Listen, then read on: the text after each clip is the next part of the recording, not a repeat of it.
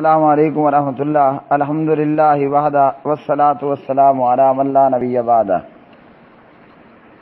سوال یہ ہے کہ ابلیس نے بابا جی آدم اماں جی حوا علیہم السلام کو بہکایا، جنت سے نکلوایا، اور ابلیس شیطان پہلے جنت میں تھا. تو کیا اب سوال اس پر یہ بنتا ہے کہ ابلیس شیطان باقاعدہ جنت میں گیا بنفس نفیس اور جا کر آدم حوا علیہم السلام کو بہکایا؟ تو جواب ہے کہ نہیں. جواب ہے کہ نہیں، اس لیے کہ شیطان کو تو پہلے ہی جنت سے اور آسمانوں سے نکال دیا گیا تھا. اب اس پر بعض لوگ یہ بھی کہتے ہیں کہ ابلیس شیطان سانپ کے منہ میں بیٹھ کر جنت میں گیا، یا یہ کہ شیطان بھی وہاں موجود تھا جنت میں اور حوا آدم علیہ السلام کو شیطان نے بہکایا. تو جواب ہے کہ ایسا بھی نہیں ہے. نہ تو شیطان بہکانے کے لیے جنت میں گیا، نہ اس وقت شیطان جنت میں تھا، نہ شیطان سانپ کے منہ میں بیٹھ کر جنت گیا. یہ 3 پوائنٹ میں بتا رہا ہوں، اور تینوں پوائنٹ پر قرآن مجید کی آیات بھی بیان کرنے لگا ہوں. نمبر 1 یہ کہ شیطان وہاں موجود نہیں تھا. نمبر 2 یہ کہ شیطان ابلیس آدم اور حوا علیہ السلام کو بہکانے کے لیے بنفس نفیس خود جنت میں نہیں گیا. نمبر 3 یہ کہ شیطان سانپ کے منہ میں بیٹھ کر بھی نہیں گیا. تو پھر کیسے ہوا یہ معاملہ؟ یہ کیسے ہوا معاملہ؟ تو جی یہ معاملہ آپ کو انشاءاللہ میں تفصیلاً بتاتا ہوں. سب سے پہلے تو ہم یہ بات دیکھ لیتے ہیں کہ شیطان تو ڈے 1 سے ہی وہ آسمانوں سے اور جنت سے نکال دیا گیا تھا. ڈے 1 سے مراد جب بابا جی آدم علیہ السلام تیار ہو چکے اور اللہ نے ملائکہ سے کہا کہ اب آدم کو سجدہ کرو. یہ ڈے 1 میں بنا رہا ہوں. یہاں آدم کے سجدے کے حوالے سے، آدم علیہ السلام کو سجدہ کرنے کے حوالے سے قرآن مجید میں سورہ البقرہ پارہ 2 کے اندر بھی آیات موجود ہیں، اور سورۃ الاعراف کے اندر بھی یہ آیات بینات موجود ہیں. اختصار کے ساتھ میں آیات کے ٹکڑے ہی پڑھوں گا. اللہ وحدہ لا شریک فرماتے ہیں اسجدوا لآدم. ہم نے کہا ملائکہ سے، ملائکہ پلس ابلیس، کہ آدم کو سجدہ کرو. تمام ملائکہ نے سجدہ کر لیا الا ابلیس، سوائے ابلیس کے. اچھا، اب اللہ سبحانہ و تعالیٰ نے ابلیس سے پوچھا ما منعک اللہ تسجدا، تجھے کس چیز نے روکا کہ تو نے سجدہ نہ کیا؟ اذ امرتک، جبکہ میں نے تجھے بھی حکم دیا تھا. آگے شیطان نے اپنی تعویلات و تحریفات و جہالت جو تھی اس کا اپنی زبان سے اعلان کیا. اب جب شیطان نے یہ سب کچھ کہہ دیا تو یہ ڈے 1 ہے. آدم کو سجدے کا حکم ہوتا ہے، آدم کے لیے سجدہ کرنے کا ملائکہ پلس ابلیس کو حکم ہوتا ہے. ملائکہ کر لیتے ہیں، ابلیس انکاری ہو جاتا ہے. اب یہ ہے ڈے 1. یہاں کیا ہوتا ہے؟ یہاں یہ ہوتا ہے فاہبط منہا، پھر تو اس سے اتر جا. اللہ سبحانہ و تعالیٰ نے ابلیس کو کہا کہ اب تو آسمان سے یعنی جنت سے نکل جا، آسمانوں سے اتر جا، جنت سے نکل جا. میرے بھائیو جنت کہاں ہے؟ آسمانوں سے اوپر ہے نا.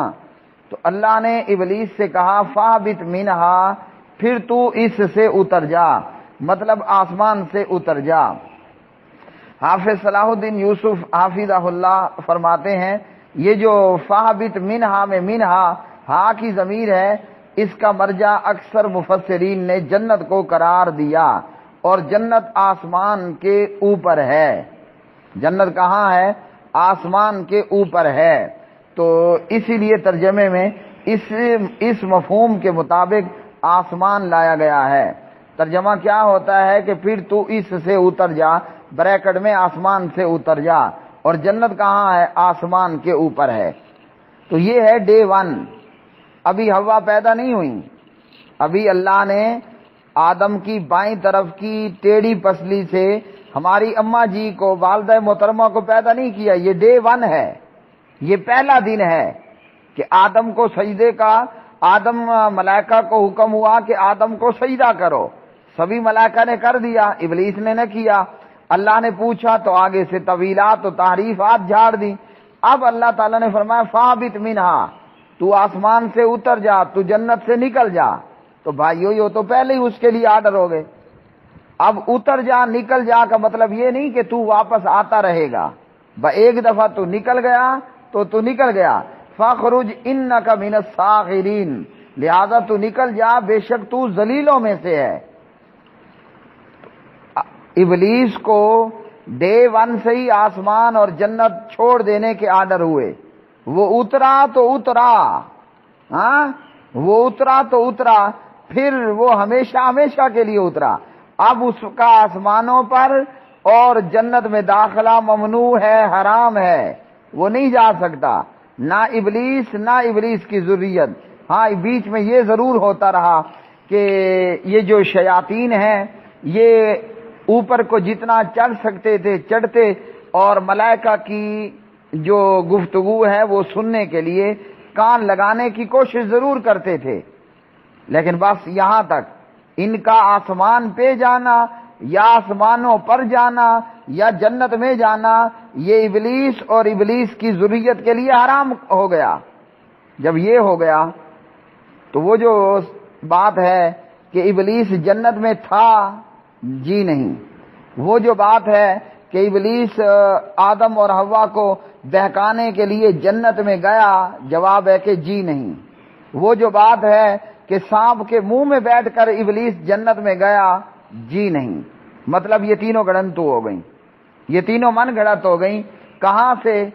سورہ الاعراف کی یہ آیت مبارکہ جو میں نے 2 جگہوں سے آپ کو پڑھ کر سنائی ہے، آیت نمبر 12 ہے اور آیت نمبر 13 ہے۔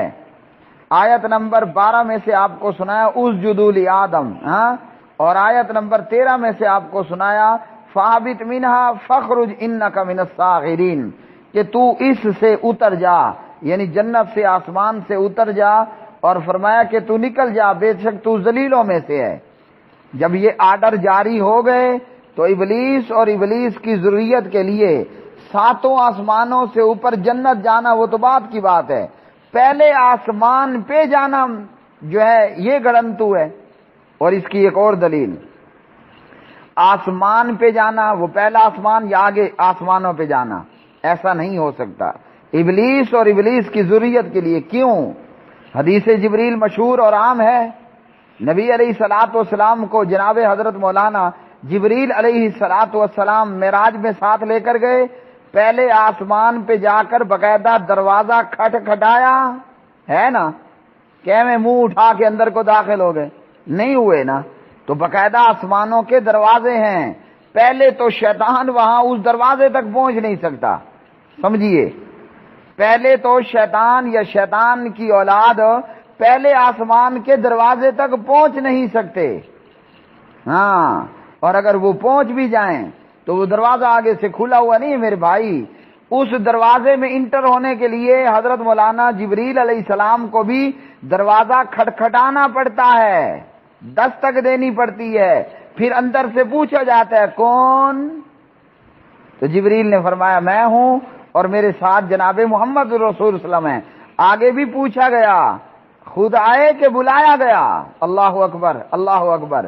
اگر جواب ہوتا نا خود آیا ہے تو کہتے چلو واپس چلے، تو کہا کہ بلایا گیا، او کما قال علیہ الصلوۃ والسلام۔ تو ابلیس تو یا ابلیس کی اولاد ہے، ذریت ابلیس، پہلے آسمان کے دروازے پر نہیں پہنچ سکتے، پہنچ بھی گئے تو وہ دروازہ تو بند ہے، ہاں وہ دروازہ تو بند ہے۔ تو جب پہلے آسمان کا یہ معاملہ، 7واں آسمان پہ یہ کہاں سے پہنچے گا؟ کوئی چور دروازہ تو ہے نہیں کہ ابلیس وہاں سے پہنچ جائے۔ اچھا جب 7ویں آسمان پہ نہیں پہنچ سکتا، ابلیس جنت کیسے پہنچ گیا؟ ہاں یہ ہوا مسئلہ یہاں سے۔ اب اس کے بعد آپ کا بھلا ہو، ہم دیکھتے ہیں کہ پھر شیطان نے جو ہے ان دونوں کو کیسے بہکایا، اس کے لیے بھی یہ سورۃ الاعراف ہی ہے۔ سورۃ الاعراف میں پارہ نمبر 8 ہے اور اس کی آیت نمبر 20 ہے۔ پہلے دائیں طرف کا پیج تھا، اب بائیں طرف کا پیج۔ قرآن مجید فرماتا ہے فوسوس لہما، شیطان نے ان کو وسوسہ ڈالا، لہما ہما یہ تثنیہ کی ضمیر ہے، ہما۔ اللہ سبحانہ و تعالیٰ فرماتے ہیں فوسوس لہما، شیطان نے ان دونوں کو وسوسہ ڈالا۔ کن دونوں کو؟ ایک بابا جی آدم ہیں اور ایک ہماری اماں جی حوا ہیں علیہم الصلاۃ والسلام۔ فوسوس لہما، فوسوس لہما الشیطان، شیطان نے ان دونوں کو وسوسہ ڈالا، بہکانے کے لیے وسوسہ ڈالا۔ اب یہ وسوسہ کیا ہے؟ وسوسہ اور وسواس اس کا معنی ہے پست آواز، نفس کی بات۔ شیطان ابلیس دل میں جو بری باتیں ڈالتا ہے اس کو وسوسہ کہتے ہیں۔ یہ حافظ صلاح الدین یوسف فرما رہے ہیں، اپنے میں آگے میں چل کر آپ کو اپنے استاد ذی وقار حافظ عبدالسلام بن محمد حافظہ اللہ نے جو وسوسے متعلق بات کہی وہ بھی بتا رہا ہوں، ابھی یہ تفسیر احسن البیان ہے۔ اچھا جی، فوسوس لہما الشیطان، شیطان نے آدم حوا دونوں کو وسوسہ ڈالا۔ کیا ڈالا؟ وسوسہ ڈالا، بہکانے کے لیے۔ تو وسوسہ کیا ہے؟ وسوسے کے لیے ضروری نہیں ہوتا کہ میں آپ کے سامنے آؤں گا تو کام بنے گا، یا جہاں آپ موجود میں بھی وہاں آؤں گا تو کام بنے گا۔ شیطان ابلیس دل میں جو بری باتیں ڈالتا ہے اس کو وسوسہ کہا جاتا ہے۔ تو یہی کام ابلیس نے کیا۔ ابلیس نہ پہلے آسمان پر تھا، نہ ساتویں آسمان پر تھا، نہ ابلیس جنت میں تھا۔ ابلیس نے پرے رہ کر، دور رہ کر آدم حوا کے دل میں وسوسہ ڈالا، اور وہ کیا تھا کہ وہ آگے کی آیات کے اندر موجود ہے، ہم اس پر نہیں جاتے تاکہ بات لمبی نہ بنے۔ اچھا جی، اس کے بعد میرے بھائی نے کہا کہ شیطان موجود تھا۔ یہ غفران بھائی کا سوال ہے اور ان کے استاد محترم کی یہ وائس چند سیکنڈ کی، کہ شیطان جنت میں موجود تھا اور کہا کہ تم اتر جاؤ، ایک دوسرے کے تم دشمن ہوں گے۔ تو اس حوالے سے بھی سن لیجئے، یہ ہے پارہ نمبر 1 سورہ البقرہ۔ اچھا جی، پارہ 1 سورہ البقرہ، اس کی ایک آیت نمبر ہے 36 اور اسی طرح آیت نمبر ہے 38۔ آیت 36 اور 38 کے اندر الفاظ ہیں اہبتو، ایک جگہ پر الفاظ ہیں پہلی آیت میں، آیت 36 میں الفاظ ہیں اہبتو بعضکم لبعض عدو، اور اسی طرح آیت 38 میں الفاظ ہیں اہبتو منہا جمیعا۔ اللہ سبحانہ و تعالی نے فرمایا کہ اہبتو بعضکم لبعض عدو، اتر جاؤ، تمہارا بعض کا دشمن ہے، تمہارا بعض کا دشمن ہے۔ اب کیا ابلیس بھی اس وقت وہاں موجود تھا کہ اسے کہا کہ تم اتر جاؤ، تمہارا بعض کا دشمن ہے؟ تو جواب ہے کہ نہیں۔ کیوں؟ وہ میں نے کہا نا ڈے 1، تو ڈے 1 سے ابلیس کو تو حکم ہو گیا تھا فاہبط منہا پلس فخرج انک من الصاغرین، سورہ الاعراف کی آیت کو یاد رکھنا ہے۔ تو ابلیس تو پہلے ہی آسمانوں سے اور جنت سے نکال دیا گیا۔ الاعراف پارہ 8 فاہبط منہا فخرج انک من الصاغرین، یہاں کس کو حکم ہو رہا ہے؟ اہبطوا بعضکم لبعض عدو اہبطوا منہا جمیعا، یہاں بابا جی آدم اماں جی حوا کو حکم ہو رہا ہے علیہم الصلاۃ والسلام، اور بعض کا دشمن ہوگا تو کیا مطلب اولاد آدم آپس میں ایک دوسرے کے دشمن ہوں گے۔ اب اس کی کیا دلیل ہے؟ اس کی دلیل وہ آدم اور بابا جی آدم کے 2 بیٹوں کا قصہ وَاتْلُ عَلَيْهِمْ نَبَأَ بَنِي آدَمَ بِالْحَقِّ، اب تفسیری روایات میں ہے ایک حابیل تھا ایک قابیل تھا، تفسیری روایات میں یہ نام آئے ہیں، بہرحال نام جو بھی رہا ہوگا، 2 بیٹے تھے، ایک بیٹے نے دوسرے بیٹے کو، ایک بھائی نے دوسرے بھائی کو کیا کر دیا؟ قتل کر دیا۔ وَاتْلُ عَلَيْهِمْ نَبَأَ بَنِي آدَمَ بِالْحَقِّ اذ قربا قربانا فتقبل من احدهما ولم يتقبل من الاخر قال لاقتلنك قال انما يتقبل الله من المتقين۔ یہ کہاں پر ہے؟ یہ پارہ نمبر 6 میں ہے اور سورت کا نام ہے المائدہ، دسترخوان نامی سورت. ٹھیک ہے میرے بھائی، تو یہاں یہ بات ہے. باقی اسی میں اولاد آدم بھی اور ابلیس کی اولاد آدم کی دشمن ہوگی. وہ بات اپنی جگہ پر ضرور ہے کہ شیطان ہمارا دشمن، شیطان کی اولاد بھی ہماری دشمن. لیکن یہ کہ بابا جی آدم اور حوا جب وہ ممنوع شجر کھا لیا، بریکٹ میں یہ بھی یاد رکھیں، بعض لوگوں نے کہا کہ وہ گندم کا درخت تھا. قرآن نے نہیں بتایا کہ وہ درخت کون سا تھا. قرآن نے ہمیں یہ بتایا ہے وَلَا تَقْرَبَا هَٰذِهِ الشَّجَرَةَ، بس اس درخت کے قریب نہ جانا. وہ کون سا درخت تھا یہ اللہ نے نہیں بتایا. تو بعض حکم لبعض عدوًا میں ہمارے سامنے سب سے پہلا سیمپل آیا آدم کے 2 بیٹوں کا، جن کا مفسرین نے نام لکھا. تفسیری روایات میں کیا ہے؟ حابیل اور کابیل. اچھا جی، یہ مسئلہ تو اب یہاں حل ہوا. یہ دوسرے نمبر پر جو آیت میں نے پڑھی، اہبطوا بعضکم لبعض عدو، یہ بابا جی ہمارے استاد محترم حافظ عبدالسلام بن محمد حافظہ اللہ کی تفسیر ہے القرآن الکریم. اچھا جی، اس کے بعد ایک اور جگہ پر آ جاتے ہیں. اب یہ بات کہ جناب یہ جو الوسواس ہے، وسوسہ ڈالنا ہے، شیطان بذات خود نہیں گیا اور دور سے رہ کر اس نے کیا، اس پر کیا دلیل ہے؟ اس پر بھی قرآن کی آیت موجود ہے. اچھا جی، اس کے لیے کیا ہے؟ اس کے لیے ہے یہ سورہ الناس، ہاں، قرآن مجید کی آخری سورہ مبارکہ.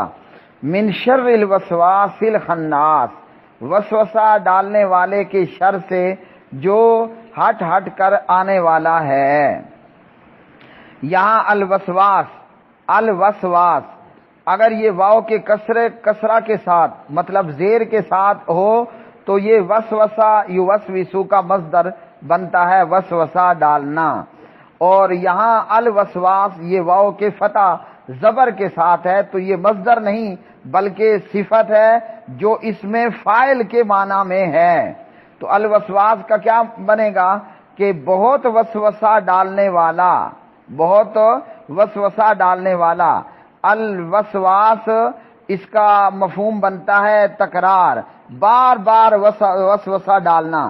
ایک مرتبہ وسوسہ ڈال کے شیطان چپ نہیں ہو جاتا، رک نہیں جاتا، کنٹینیو لگاتار وسوسہ ڈالتا رہتا ہے جب تک کہ اس کا مطلب پورا نہیں ہو جاتا.